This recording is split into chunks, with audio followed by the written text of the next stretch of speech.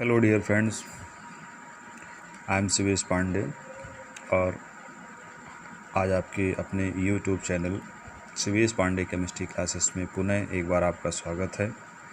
आज हम आपके लिए लेके आ रहे हैं एक नया टॉपिक जो कि कोऑर्डिनेशन केमिस्ट्री पर ही आधारित है। टॉपिक आज का हमारा है determination of geometry of the complex और कोऑर्डिनेट कंपाउंड।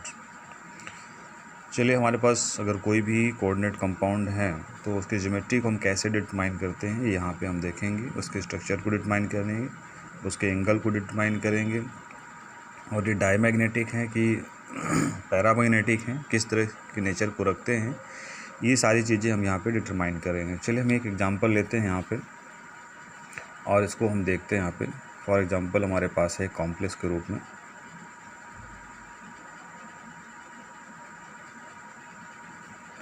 CrNH3 का होल 6 और 3+। इसका नाम है hexa amine chromium hexa amine chromium.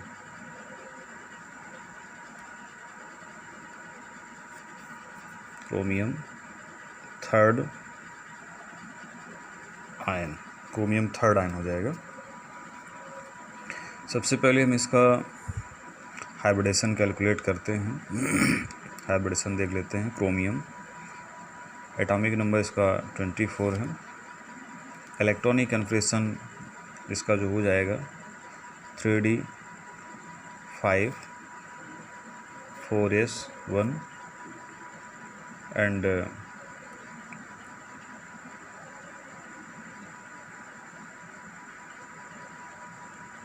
P0। चलिए यहाँ पे हम देखते हैं कि जो हमारे पास ग्राउंड स्टेट, सबसे पहले इसके हम लिख लेते हैं यहाँ पे ground state of Cr chromium atom. तो 3D सेल है, सबसे पहले हम 3D सब सेल बना लेते हैं यहाँ पे। फिर आपके हो गए यहाँ पे 4s 1 बॉक्स इसके लिए बना लेंगे। P के लिए आपको पता ही है, इसमें हम 3 बॉक्स बना लेंगे यहाँ पे। इसमें P में नंबर ऑफ़ इलेक्ट्रॉन 0 हैं, S में 1 इलेक्ट्रॉन है और 3D में 5 इलेक्ट्रॉन। तो हुंड के नियम के अनुसार आप एक एक इलेक्ट्रॉन यहाँ पे फिल कर देंगे। अब देखिए यहाँ पे हमारे पास जो लिगेंड है, इसको आप लिगेंड बोलते हैं, इसको आप सेंट्रल एटम बोलते हैं। तो लिगेंड की संख्या कितनी होती है? 6 होती हैं। और 1 लिगेंड होते हैं, आपको बता दें 1 लिगेंड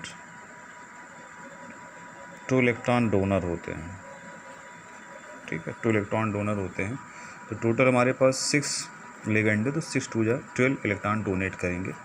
और 2 इलेक्ट्रॉन को रखने के लिए हमारे पास जो सेंट्रल एटम क्रोमियम है, इसके पास उतने ऑर्बिटल यहाँ पे होने चाहिए।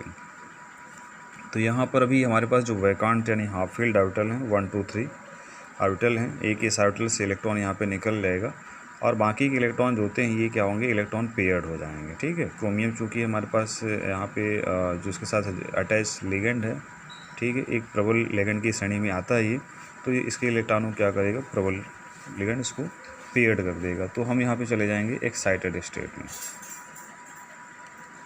Excited state of chromium third ion. ठीक है, तो एक्साइटेड स्टेट में हमें पास यहाँ पे जो सेल होंगी, इनके इलेक्ट्रॉन यहाँ पे रहेंगे ही और ये 2 इलेक्ट्रॉन यहाँ पे आकर के पेयर्ड हो जाएंगे। ठीक है, ये इलेक्ट्रॉन पेयर्ड होकर इनका जोड़ा बन जाएगा, 2 सब सेल खाली हो जाएंगे, 1 इलेक्ट्रॉन ये बाहर निकल जाएगा। ये सब सेल खाली हो गए। P ऑलरेडी पहले से ही यहाँ पे वैकांट थे यहाँ से। अभी कॉम्प्लेक्स का फॉर्मेशन करेंगे, तो इसको हम दे देंगे hybrid state. Hybrid state of CrNH3 का होल 6 3+ आयन का फॉर्मेशन होगा। इसको एक बार आप फिर से बना सकते हैं यहाँ पे। ये 4s आपकी हो गई और ये 4p हो गई यहाँ से, ठीक है। तो यहाँ पे इलेक्ट्रॉन 2 रहेंगे, यहाँ पे इलेक्ट्रॉन, वहाँ पे 1 इलेक्ट्रॉन रहेगा। ये 2 सबसेल वैकांट होंगी, तो जिससे आपके 6 NH3 जो हैं, NH3 ये बाई कोऑर्डिनेट बॉन्ड के द्वारा जुड़ रहे हैं। जो 2 इलेक्ट्रॉन दे रहे हैं, इनके इलेक्ट्रॉन को आप क्रॉस से डिनोट कर सकते हो। NH3 के लिगेंड जो आपका है। इसके बाद यहाँ पर भी 2 इलेक्ट्रॉन ये NH3 आपका डोनेट करेगा।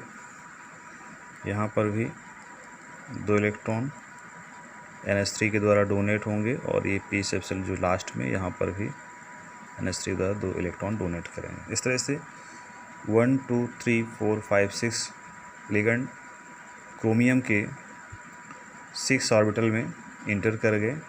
तो कौन कौन सी ऑर्बिटल यहाँ पे हैं जो इलेक्ट्रॉनों को गेन कर रही हैं? यहाँ पे एक D 2D, एक यहाँ पे और यहाँ पे आप देख रहे हैं D2, एक S और 3 sp, D2 sp3 हाइब्रिडेशन निकल के आ जाएगा यहाँ पे,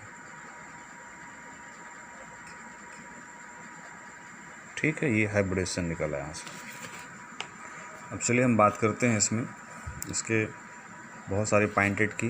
तो फर्स्ट पॉइंट, हाइब्रिडाइजेशन इसका जो है D2 sp3 हो जाएगा। तो ये दूसरा पॉइंट, ये आपका जो कॉम्प्लेक्स होगा ये आपका इनर कॉम्प्लेक्स कहलाएगा। इनर कॉम्प्लेक्स क्यों कहेंगे? जब 3D सबसेल जो होती है, अंदर वाली D सबसेल जो होती है, कॉम्प्लेक्स बनाने में यानी लिगेंड के इलेक्ट्रॉन को गेन करने में पार्टिसिपेट करती है, तो इनर कॉम्प्लेक्स कहलाते हैं। अगर इसकी 3D की जगह यहाँ पे अगर कोई बाहर ये पार्टिसिपेट नहीं करती कभी कभी, तो 3D 4D या उससे आगे भी जो D सबसेल होती है बाहर वाली, वो इलेक्ट्रॉनों को गेन करती है, तो आउटर कॉम्प्लेक्स जाते हैं। चूँकि यहाँ पे इसमें क्या है, अंदर वाली D सबसेल यानी 3D सबसेल जो है आपकी, ये आप देख पा रहे हैं, गेन करती है, इसलिए जो है तो ये आपकी इनर कॉम्प्लेक्स हो जाएंगे। तीसरा पॉइंट, इसकी ज्योमेट्री जो होगी ऑक्टाहेड्रल होगी, क्योंकि इसमें हाइब्रिडेशन D2 sp3 हाइब्रिडेशन होने की वजह से ज्योमेट्री जो है ऑक्टाहेड्रल हो जाएगी। फोर्थ पॉइंट, इसमें जो बॉन्ड एंगल होगा 90 डिग्री एंगल्स में बनेगा यहाँ से, तो 90 डिग्री का एंगल हो जाएगा। फिफ्थ पॉइंट, मैग्नेटिक प्रॉपर्टी, अगर हम इसकी बात करते हैं, मैग्नेटिक प्रॉपर्टीज, तो मैग्नेटिक प्रॉपर्टीज आप यहाँ पे लास्ट में देखें, जब कॉम्प्लेक्स का फॉर्मेशन होता है तो यहाँ पे देखिए अनपेयर्ड इलेक्ट्रॉन है कि नहीं है। यहाँ पे अनपेयर्ड इलेक्ट्रॉन एक है क्रोमियम के पास, तो ये आपका पैरामैग्नेटिक बिहेवियर हो जाएगा, इसका पैरामैग्नेटिक शो करेगा यहाँ से। तो इस तरह से इसके बहुत सारे पॉइंट्स यहाँ पे निकल के आ रहे हैं। अगर हाइब्रिडेशन यहाँ पे आपने निकाला D2 sp3 hybridisation, complex, inner complex, क्योंकि यहाँ पे D सबसेल इनर वाले पार्टिसिपेट करती है कॉम्प्लेक्स फॉर्मेशन में। ज्योमेट्री ऑक्टाहेड्रल होगी क्योंकि इसमें हाइब्रिडेशन D2 sp3 होता है और बॉन्ड एंगल 90 डिग्री होता है। मैग्नेटिक प्रॉपर्टी जो इसकी होती है वो पैरामैग्नेटिक होता है, क्योंकि इसमें एक अनपेयर्ड इलेक्ट्रॉन प्रेजेंट होता है। स्ट्रक्चर को अगर हम देखें, यहाँ पे स्ट्रक्चर ड्रॉ कैसे करेंगे, तो यहाँ पे देखिए क्रोमियम 6, यहाँ पे NH3 लिगेंड्स हैं। पहले आप इसको इस तरह से बना लेंगे, ऑक्टाहेड्रल ज्योमेट्री हो गई। यहाँ पे ये आपका NH3, S3N, S3N, NH3, NH3 और NH3, इनको आप आपस में ऐसे जोड़ सकते हैं। इस तरह से ज्योमेट्री इनकी ऑक्टाहेड्रल टाइप्स की ज्योमेट्री बन जाएगी। यहाँ से इतना करने के बाद इस एंगल को आपको इससे जोड़ना है, उसको आपको इससे जोड़ना है। ऐसे यहाँ पर भी इसको आप इससे जोड़ देंगे, इसको इससे जोड़ देंगे, तो इससे ऑक्टाहेड्रल ज्योमेट्री बन जाएगी। मतलब इसको आप यहाँ पे ड्रॉ भी कर सकते हैं।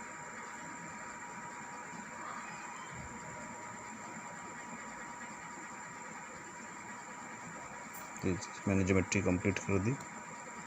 इस तरह से ज्योमेट्री का फॉर्मेशन हो जाएगा। तो इस तरह से हम किसी भी कोऑर्डिनेट कॉम्प्लेक्स में सिमेट्री, हाइब्रिडेशन, एंगल और मैग्नेटिक और स्ट्रक्चर्स, ये सारी चीज़ें डिटरमाइन करते हैं।